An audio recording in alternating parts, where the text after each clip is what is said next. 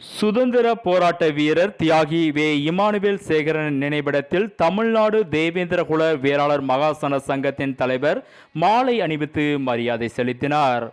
பரமக்குடி தேவேந்திர பண்பாட்டு கழகத்தின் தலைவர் பரம்பே பாலாவுடன் தமிழ்நாடு தேவேந்திரகுல வேளாளர் மகாசன சங்கத்தின் தலைவர் KP ஜெயராஜ் தேவேந்திரர் மற்றும் அக்கட்சியின் நிர்வாகிகள் சுதந்திர போராட்ட வீரர் தியாகி வே இமானுவேல் சேகரனுக்கு பரமக்குடி சந்தக்கடை அருகில் தமிழக அரசு சார்பில் கட்டப்பட்டு வரும் மணிமண்டபம் மற்றும் சுதந்திர போராட்ட வீரர் நினைவிடத்தில் நேரடியாக சென்று மணிமண்டப பணி எந்த நிலையில் இருக்கிறது என்று இன்று ஆய்வு செய்தனர்.